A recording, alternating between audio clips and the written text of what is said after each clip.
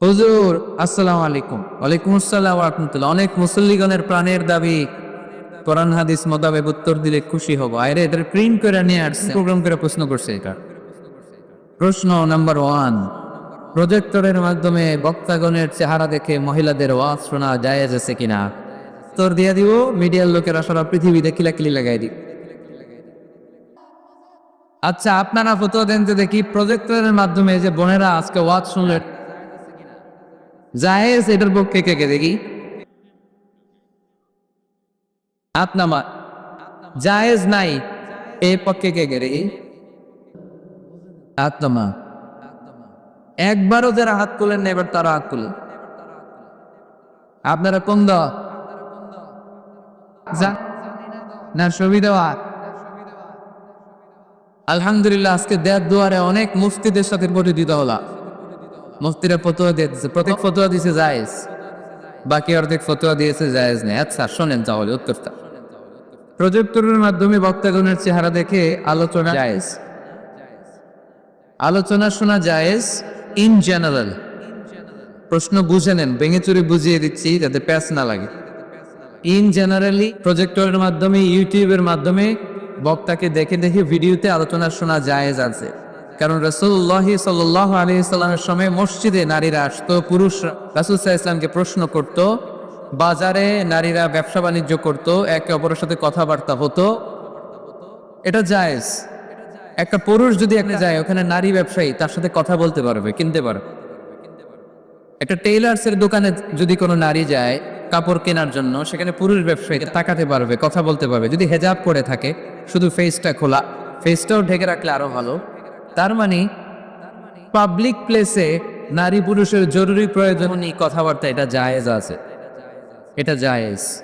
তাহলে প্রজেক্টরের মাধ্যমে বক্তাগণের চেহারা দেখে মাহফিল দেখা, এটা জায়েজ।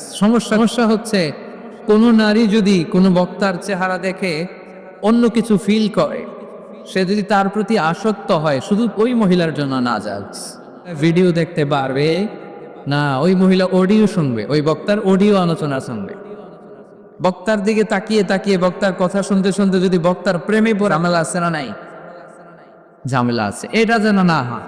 সে শুধু একজন স্কলার বা টিচার, শিক্ষক মনে করে শিক্ষকের কাছ থেকে কথা শুনতেছে, টাকা কাছে না, ওটাতে সমস্যা নাই।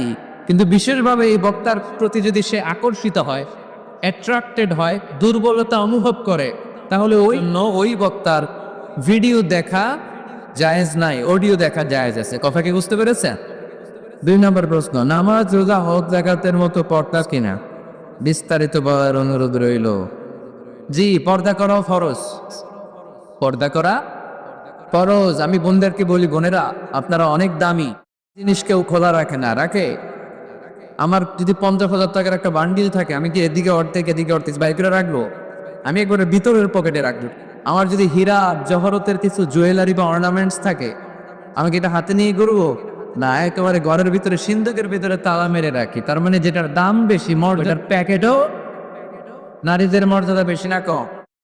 এ বেশি। সেফটি সিকিউরিটির জন্য এই পর্দার বিধান আল্লাহ দিয়েছে, আপনাদেরকে কষ্ট দেওয়ার জন্য নয়। এ হেজাব আর অহংকার। হেজাব আপনার আভিজাত্যের প্রতীক। আমার বোনেরা যাদের কানে আমার মাইকের আওয়াজ যায়, এ হেজাব আপনার রুচির প্রতীক। বংশের মেয়ে, কোন রুচির মেয়ে আপনার পোশাক বলে দিবে, ঠিক কিনা? বোরকা পরা একটা মেয়ে যখন রাস্তা দিয়ে হেঁটে যায়, কত ভদ্র লাগে, কত মায়া লাগে, শ্রদ্ধা আর সম্মানিত হয়ে আসে, ঠিক কিনা? বোরকা পরা মেয়েদেরকে ইফটিজিং করতে দেখছেন?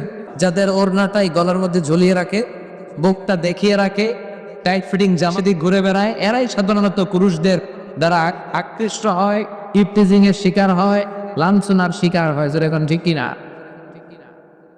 এখন পর্দা কত? সবচেয়ে ভালো পর্দা হচ্ছে আমার বোনেরা শুধু চোখ খোলা রাখতে, চোখ খোলা আর বাকি সব ঢাকা, হাতের কবজি খোলা। তবে বিষ্ণু ঈসা ইসলাম এটা রুকসাত দিয়েছেন, কেউ যদি চেহারা খোলা রাখে এটাও পর্দা হবে।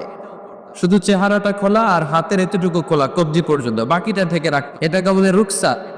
ফ্লেক্সিবিলিটির সাথে আপনি আমল করলেন। কোন মেয়ে যদি চেহারা খোলা রেখে বোরকা পরে, এটা জায়েজ আছে, এটা না জায়েজ না, এটাও পর্দা।